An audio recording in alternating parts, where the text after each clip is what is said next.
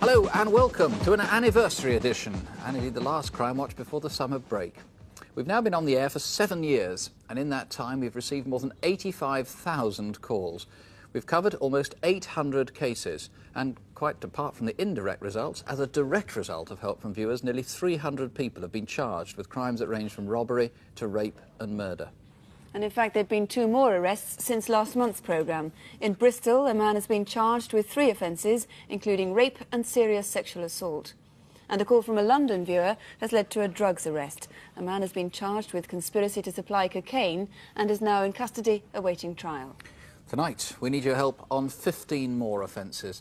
Detectives from all around the country are gathered here waiting for your call, and there are BBC researchers on hand if you'd prefer to speak to one of them. Here's the number, which you'll see throughout the programme, 081 811 8181.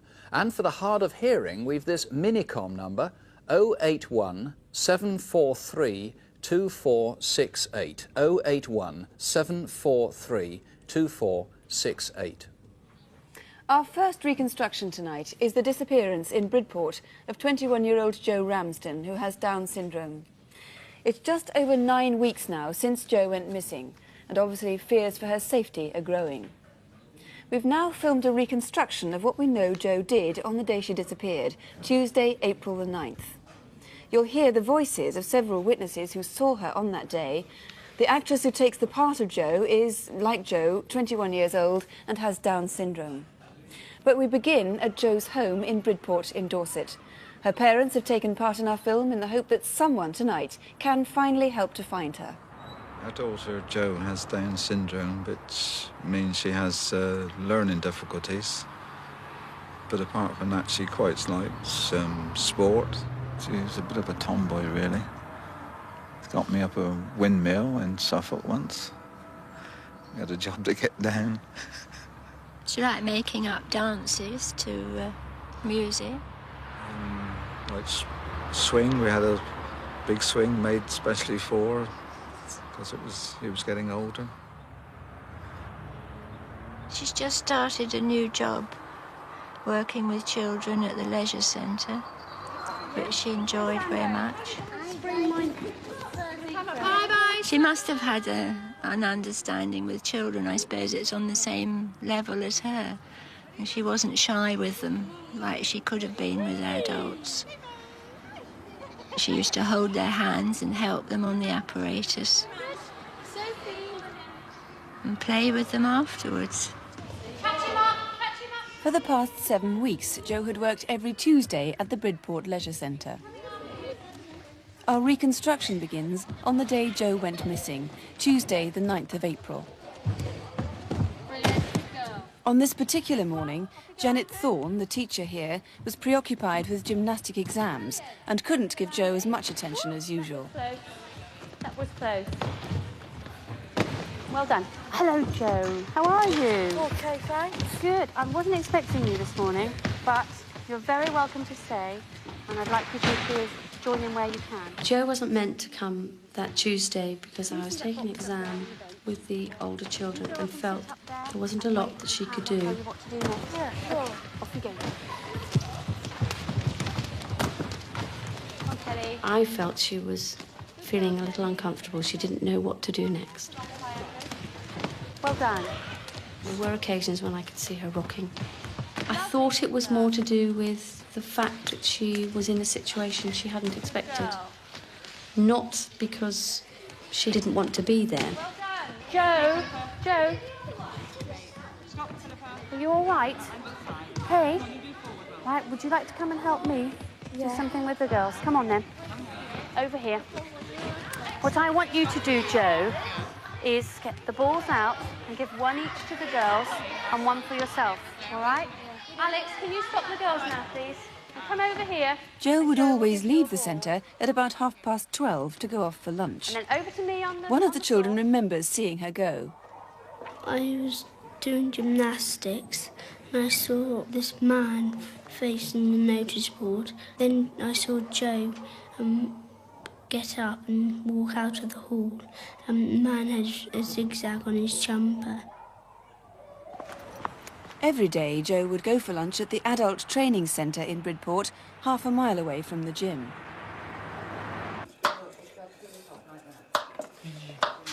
Dorothy Gill is an instructor here. What I've tried to do is to get as much work experience for Joe and the others in the group out in the community. The aims being to build confidence, self-esteem, self-worth. In fact, Joe told us what she'd been doing that morning, and she was perfectly all right, perfectly happy. And we had lunch, and then Joe went off to work as per normal, and it was 1:25. And that was the last time we saw her. As she was heading back to the gym for the afternoon, several people remember seeing Joe. Yeah, I suppose it was about 10 to 2, and I saw Joe standing opposite on the pavement. And then I noticed a fair-haired chap walk up to Joe. He had his hands in his pockets. He didn't touch her or make any move to touch her. He said something to her. Joe sort of looked at him over her shoulder, and then they walked off together up the road. I just assumed from the way that Joe reacted to him, she was smiling and whatever, that he was perhaps a helper from the adult centre there, or a member of the family, or a friend. All the witnesses report the man was wearing a patterned jumper. I was driving along, approaching the crossroads at Skilling Hill, and saw Joe holding a man's hand on the opposite side of the road to me. And I thought it was odd that she should be holding someone's hand. It definitely could have been a social worker. He looked intelligent. He didn't look sinister at all. Coming round from the leisure centre, there was a car coming. I looked inside and there was a person who I thought was Joe Ramsden. I thought, well, one of the staff must be taking us swimming or something, because there was actually a swimming pool up there. That is the last definite sighting of Joe. She never returned to the gym that afternoon. Life's not the same. Well, you're in limbo, aren't you? You've got no news, you can't plan anything, or do anything with any sense. And you just wonder where she is. Meal times, there's always an empty chair. It's just terrible. Empty bedroom. No one to help me with the shopping. She used to come shopping with me. Well, whoever's holding her, we need her back. We love her. We just want her back. She's special. Well, Mr. Burt, when we appealed for information on Joe on our incident desk last month, 200 viewers rang with help. What do you need from viewers tonight? Yes, we had an excellent response from your viewers on that last programme. But on this occasion, what I would ask is for the viewers to look closely at the photograph of Joe, so they really get to know her. And then if they've got any information as to where Joe is now, would they please contact us straight away? Right. That is what Joe looks like. That's right. Joe is who we need to find. 2 witnesses have helped to make artist impressions of the man who was seen with Joe on the day she went missing. What are the descriptions of this man? He's in his late 20s, about 5'5", and as you can see from the artist's impression, he's receding. His hair is very fair and it's thin on top. He's also wearing a very brightly patterned jumper. In fact, if you look at the photo fit at the artist's impression, you can see that it's got a zigzag pattern across the top. Now, do you think this man is the same man who was seen a few minutes after the last sighting, driving a black car with Joe in the passenger seat? Yes, I do. I believe he was in that black hatchback car that was seen going along Skilling Hill Road. This is a black car with a dark grey interior, and it's got headrests which are hollow. In fact, the reconstruction, a very good reconstruction of that car, and if we can link that car to that man, then clearly I should be very pleased. Another clue may lie in the bright red Liverpool Football Club shoe bag that Joe had with her. That's right. Joe was an avid Liverpool Football Club supporter, and indeed this is the type of bag that she was carrying. If anybody has seen that bag or found that bag, or a vehicle has been returned and that bag has been in that vehicle, then I would ask them to contact straight away. What are your feelings about where Joe might be? Well, I've got real fears for the safety of Joe, and clearly I need the viewers to help us find her so that we can return her to her parents and indeed to the good people of Bridport. Well, Mr. Burt, let's hope we can achieve that. Of course, it is vital to find that man who was seen that day with Joe in Bridport, if only to eliminate him from the inquiries. Remember, the date was a Tuesday, April the 9th. And if you think you can help, please ring us here in the studio on 081 811 8181 or ring Dorset Police Direct at the Bridport Police Station on 0308 22266. That's 0308, the code for Bridport, 22266. You may remember that in our March programme we showed a reconstruction of an armed robbery on a Security Express van in Cheltenham, in which a guard was shot. He spent several weeks in intensive care, and it's almost a miracle he survived. Though not as a direct result of Crimewatch, 2 men have since been charged with attempted murder and robbery. We had over 1,000 calls on one case last month. That's almost a record, and information continues to flow in on it. Alan Leppard had been shot outside his home in Kent, and a light-coloured American car had been seen cruising up and down the village. One viewer, who called anonymously, had some information on the whereabouts of that car. Now, for a reason which I can't reveal, detectives appealed to that viewer to call again. Another viewer may have identified these video fits. Police are still checking them, but they say so far they're very pleased with the information. We received some 300 calls after our appeal last month to find the man who raped the young Scottish woman in Peterborough. In fact, letters and calls are still coming in with help and additional information. Police are working through all the new leads they now have as a result. And Aladdin's Cave reunited 13 items of stolen property with their rightful owners. The Ivory Pagoda, for example, had been stolen from Lytham last year. Several of the Vesta cases were claimed by one person who'd lost them in a burglary in Darlington. And a sharp-eyed viewer spotted a painting by an artist called Jesmond Dean hanging over the mantelpiece. Well, now to Photocall, our picture gallery of people police need to trace. You'll see 5 faces, but in the last few minutes we've heard that one man has just been arrested. So now we only need your help on 4 of them. Here to describe them are Superintendent David Hatcher and Detective Constable Jackie Hames. Do you know where this man is now? His name is Norman Blenkinsop and he hails from North Yorkshire. My colleagues there need to trace him in connection with their inquiry into a case of indecent assault on a 12-year-old. He was last seen in Teesside in late November last year. In the past, he's worked in forestry as a digger driver and might well be employed in this type of work at the moment. He could be anywhere in the country, so please do ring us if you know where he is now. Next, can you tell us who this man is? He's been robbing banks and building societies across West London. Each time he says he has a gun and threatens staff. So far, my colleagues believe he's visited 11 financial establishments, one only yesterday afternoon. He's about 25, 5'7", has dark hair and a slim build. If you recognise him, please call us tonight. Next, have you seen these 2 men? Colleagues in Bedfordshire want to contact Wayne Cope and Stephen Douglas Lowe in connection with a fraud inquiry. A woman from Luton has been conned out of £23,000, the money she should have had from the sale of her house. Douglas Lowe absconded from an open prison in Bristol last July.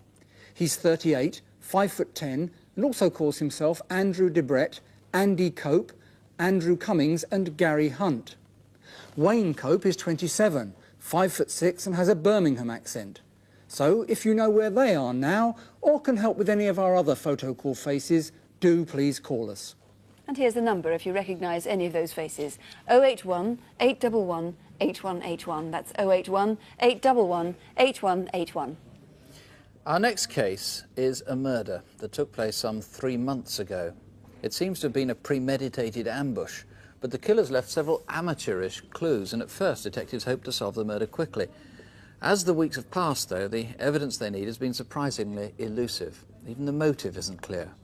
Tonight, the inquiry team need your help to piece the clues together. The victim was Peter Rossini, who lived in Palmer's Green, North London, and whose business was in Paddington, not far from Marble Arch. In this reconstruction, his daughter, Lola, takes us through what happened in the last few days that led up to his death. This is Church Street Market, just off the Edgware Road, where several shops specialise in antiques and second-hand artefacts. And one store, Alfie's, is subdivided into dozens of indoor stalls. Peter Rossini had traded here for several years.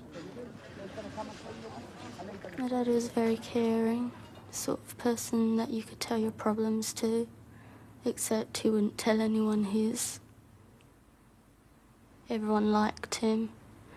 And the minute he'd walk in, everyone rushed up to see if he had any new stock to buy. And he mainly sold to the same people that worked there. And then he'd have a few regular people that would come in each week to see if he had anything new. He sold a bit of jewellery, silver, old antiques, anything he could get his hands on. Yeah, Chinese. Yeah. He loved it.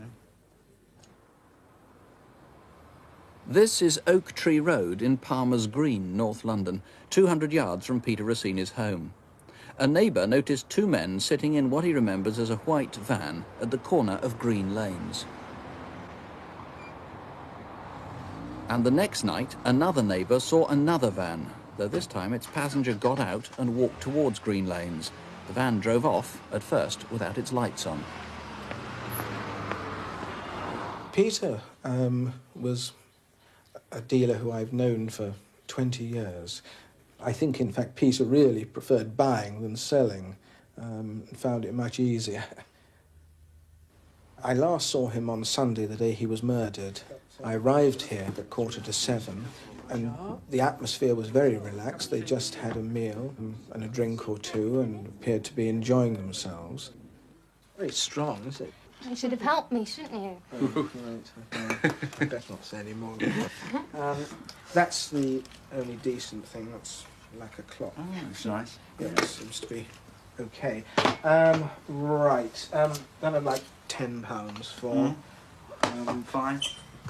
A plated sauce boat, 15. And that I want £100 for. It's Edwardian, but it appears to be going okay. So I think that's all right. Are you happy? Yeah. Fine. Great. Now, usual problem. What shall I do with the things? That doesn't matter. Peter, I don't want to put them back in here. Peter, when are you going to tidy this place up? You should have brought him a duster as well as that cup of tea. Peter, Come on, get to it with a will, kid. Peter, it's not fair because now you've got Lola here. You must do something about it. Yes. Well, you can set to with it if you want to. You're doing Kempton, aren't you, on Tuesday? Yes. Yes, I've got the car packed. Well, a bit more packed than normal.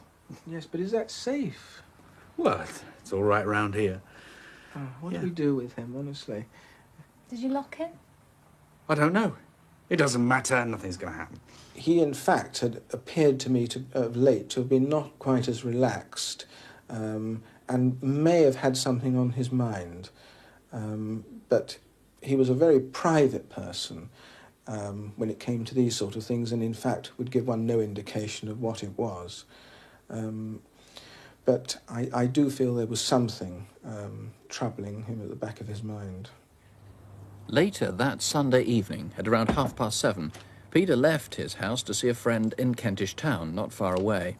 His niece and Lola stayed at home to watch TV. A blue van was again in Oak Tree Road. When did it arrive? When Peter returned just after 9 o'clock, he parked in his usual place, just around the corner from his house.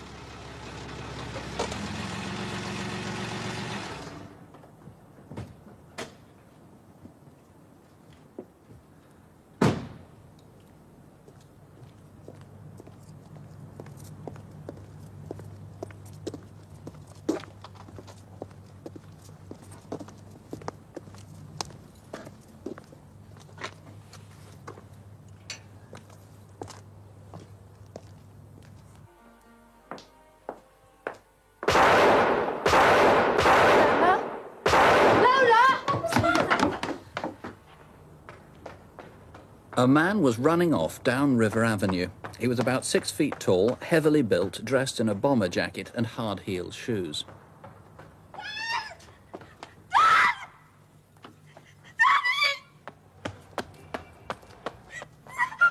What happened? Did he open the door to someone? 48 River Avenue, Palmer's Green. Now! As the gunman turned into Oak Tree Road, several witnesses saw him heading for the van. He was about 40 to 50 years old, panting and obviously unused to running. The van set off without its lights on till it turned right and sped away along green lanes. On the Sunday that my dad died, he was happy, had no worries on his mind. And we had dinner and was just talking and relaxing at home. If you have someone that you love so much and to see them happy 1 minute and then to see them dead, it's the worst thing in the world. Peter Rossini would be 45 today. Today's his birthday. What do you think the motive was? That's the question my detectives and I have been trying to answer for the last 2.5 months. We've been looking into the areas of his private life, into his business life, and more recently we've been looking very deeply into his addiction to cocaine. We've been looking at people that might have been supplying him cocaine. Also, we've become aware that he was sometimes not too diligent in checking on the background of property that he bought. In other words, we suspect he bought stolen property. Now, if someone who knew him and had handled stolen property, or someone who knew him and had been themselves involved with drugs, with cocaine, they might be pretty reluctant to get on the phone and call Crimewatch. Well, for legal reasons, I can't promise an amnesty, but what I can say is that I'm interested in who killed Peter Rossini, not these other matters. And we can read between the lines. Now, this is a replica of the murder weapon, 45 caliber. I mean, it has a kick like a mule, very, very heavy weapon indeed, as a handgun. Almost unheard of. It's a gun for use in crime in this country. Yes, I understand there's only been a couple of instances of such a gun being used in this manner in the last few decades. Now, how could any Crimewatch viewer help about a weapon like this? I'd like to know if anyone was stolen from a viewer who owned it legitimately under a firearms certificate, or if anyone in the underworld has become aware of such a gun having been sold just about the time of Peter's death, or indeed disposed of afterwards. Now, what about the gunman? I described him as between 40 and 50, and he was obviously pretty unfit, running that couple of 100 yards. What else do we know about him? Well, he was white, he was aged, as you say, 40 to 50, heavy build, wearing dark clothing, and what may have been a balaclava, certainly a woolly hat, could have been a balaclava rolled up.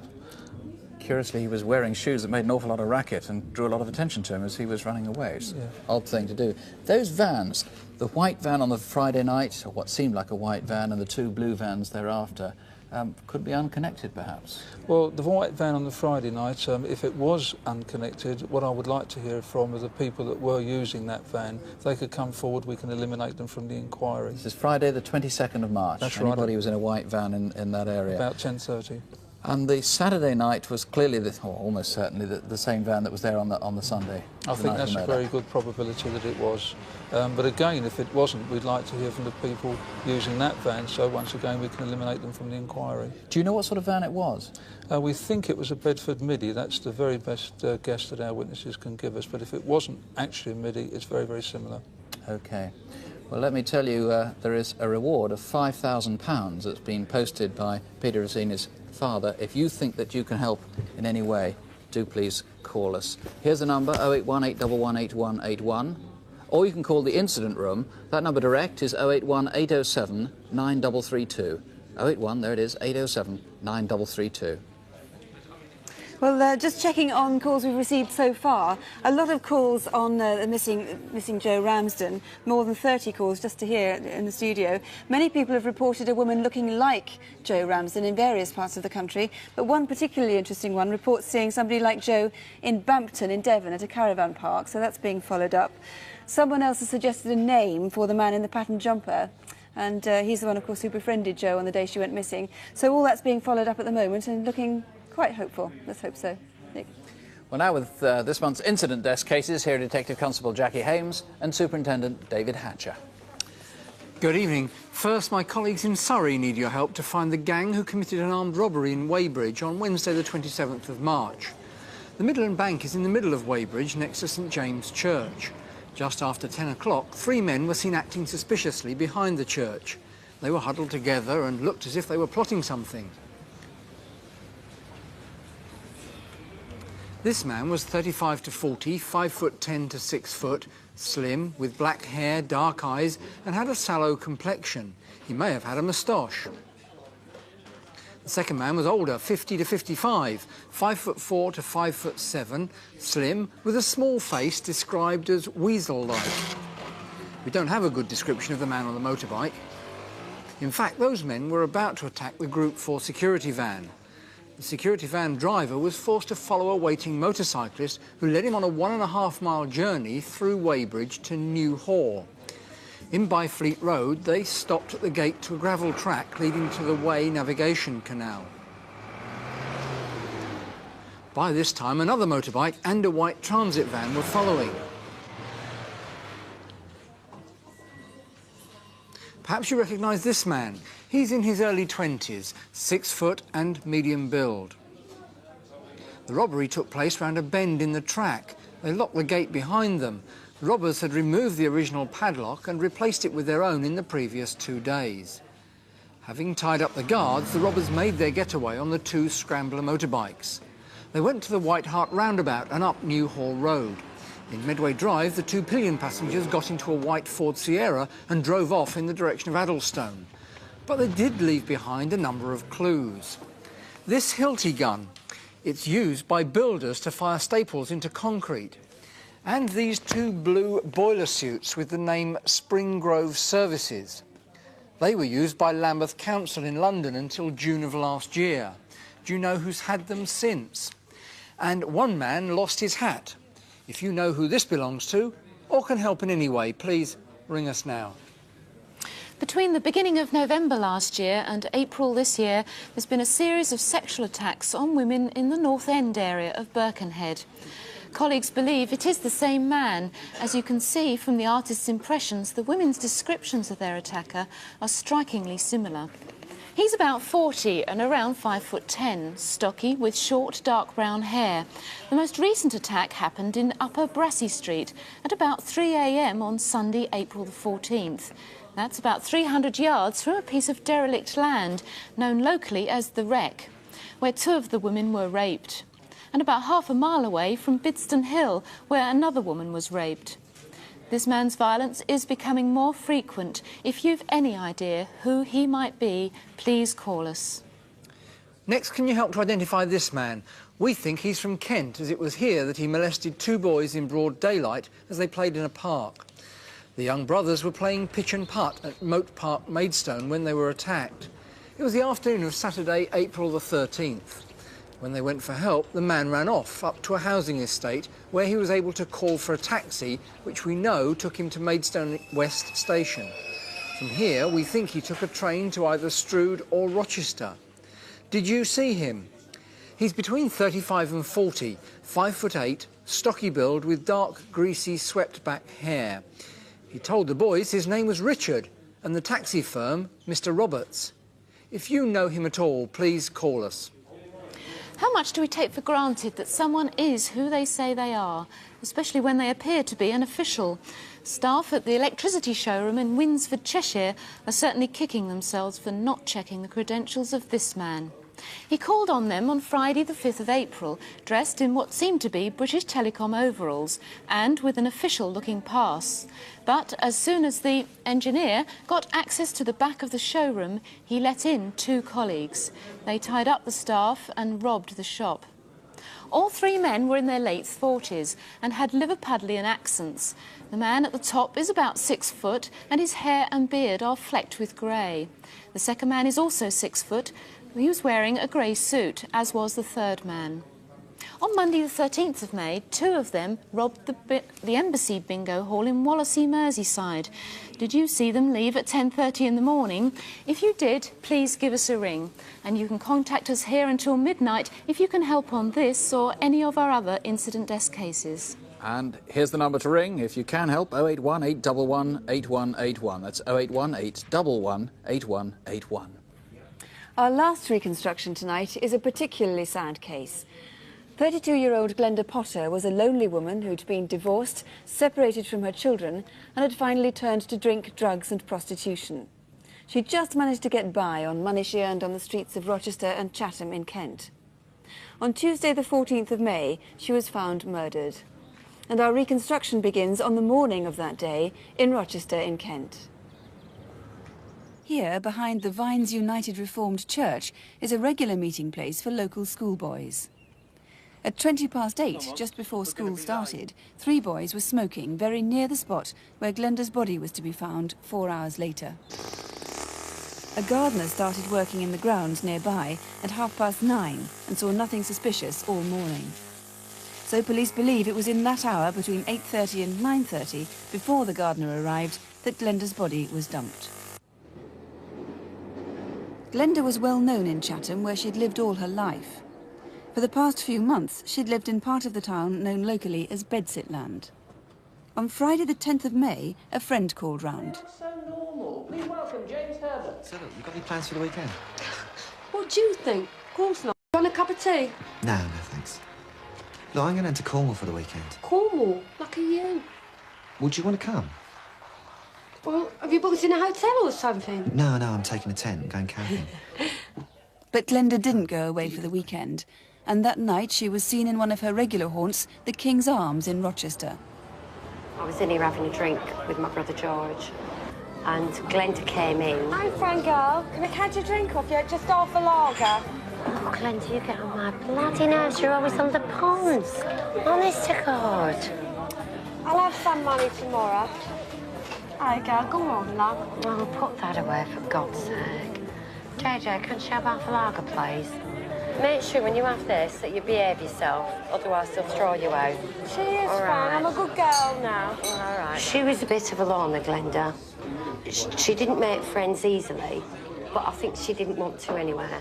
She liked to be by herself. She could be a little bit of a pest when she was in the pub, but that was just Glenda.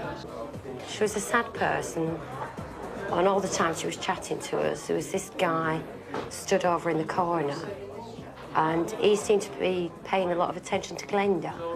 I did notice he was left-handed, and he had a wedding ring on. Yeah, well, I'm off then. See you, George. See you, friend girl. This guy left at the same time as what she did, which just seemed a bit odd to me. During the rest of that weekend, Glenda was seen soliciting in her usual places along Rochester High Street. On Saturday night, a taxi driver saw her at the railway station. I was parked in Rochester Station forecourt, and I saw Glenda standing on the corner. When I noticed a car turned behind me, drove back out towards the high street and stopped opposite where Glenda was standing.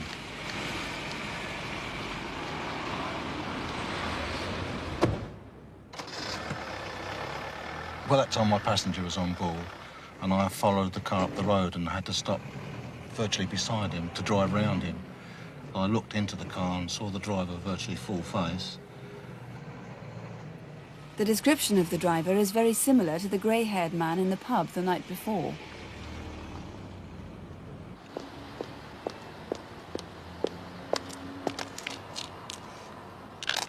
Then, just after 10 o'clock, Glenda was back on the streets again on the corner of Rochester High Street and Gundolph Road, outside St Bartholomew's Chapel.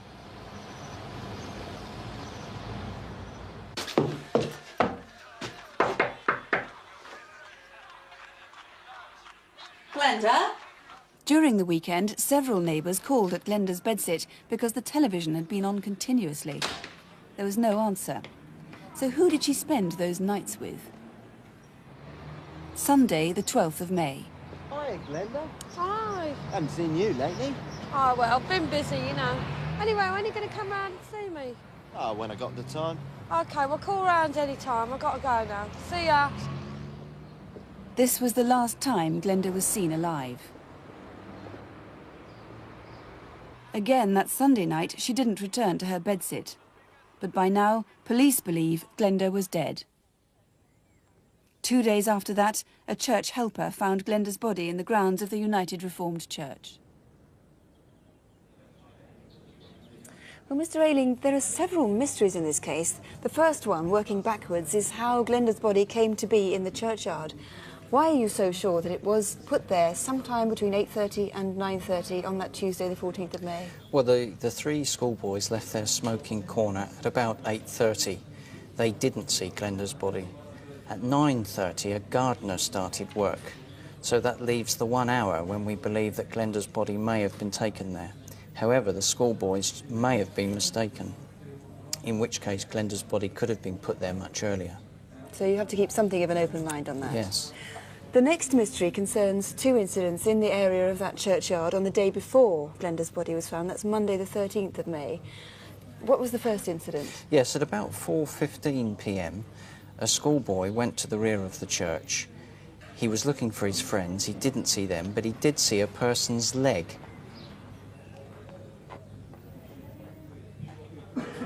So that's somebody just sitting in the recess there?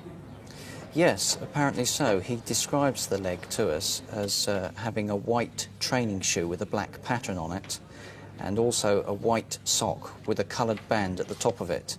We don't believe this was Glenda's leg, as she was wearing white socks with black ankle boots. So you're sure that that wasn't Glenda sitting there? The second incident was about 2 hours after that, and that was in the car park adjoining the church. Yes, here, a man returning to his home after a day out saw two people at about 6:30 p.m. It was a man and a woman. They were stood each side of a wall. The man is described as having sandy hair, the woman short with dark hair. We would like to know who those people were so that we can eliminate them from our inquiry. Right.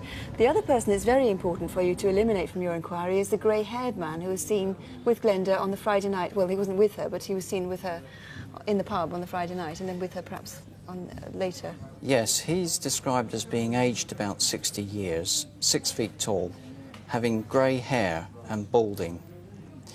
He was described as smart appearance, wearing a jacket, a collar and a tie. Again, we would like to trace this man, to eliminate him from our inquiries.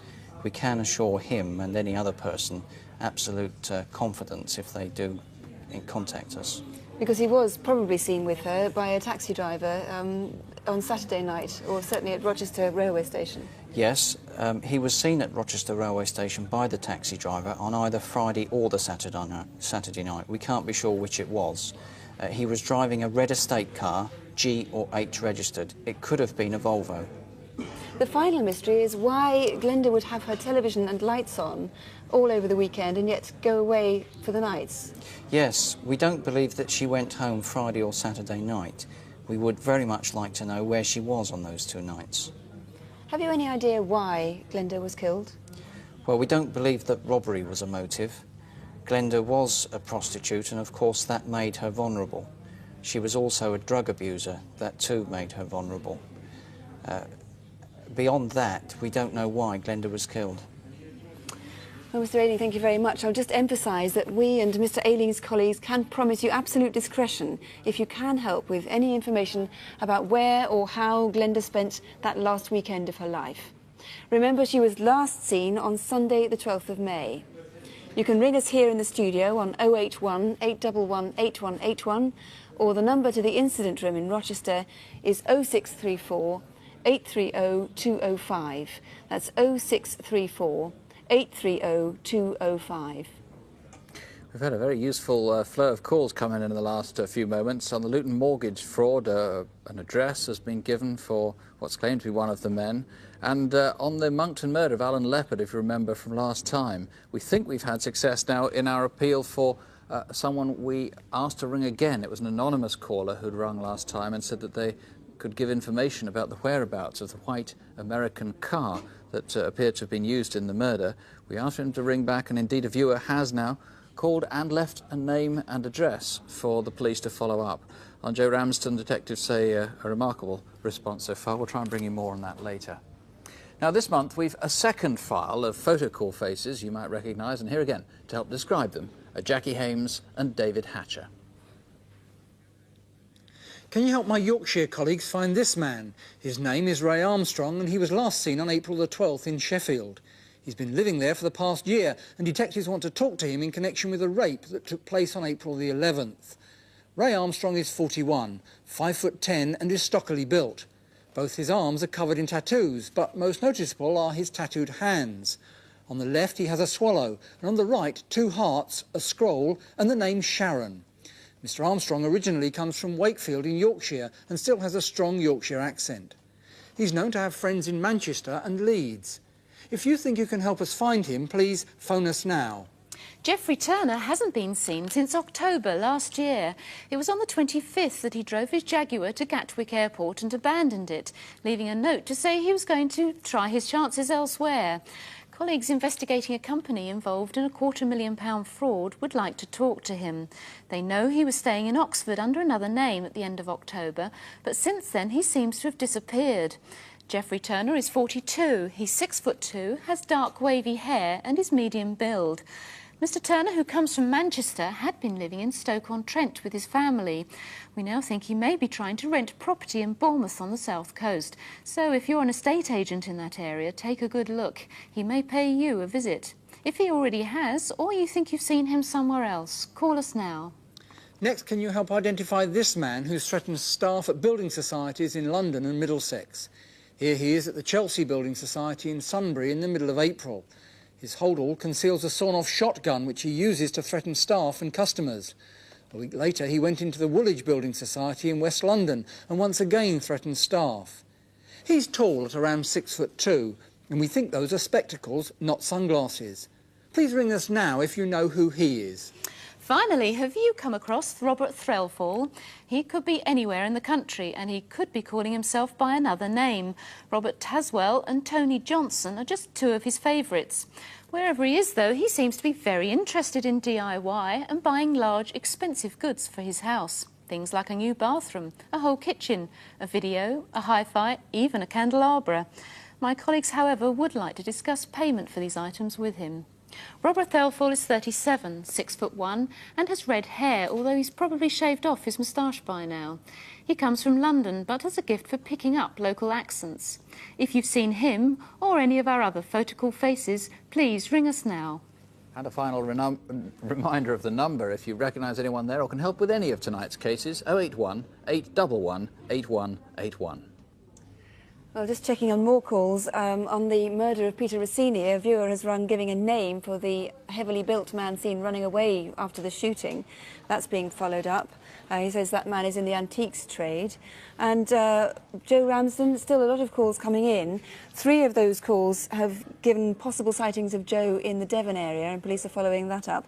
And particularly they're interested in a call which came from a prison inmate, which gave them some information which they're following up. So who knows? Could be good. And of course, calls are still coming in, so let's hope there'll be more news to report in our update programme. That follows Question Time at about 11:20. The lines here are going to be open until midnight, and the numbers for the individual investigating forces are on CFAX, page 618. Now, Crimewatch UK is back on September the 12th after a short summer break, but we are back on the air next month with Crimewatch File. There's going to be 2 special documentaries taking you behind the scenes on police investigations which Crimewatch viewers have helped to solve.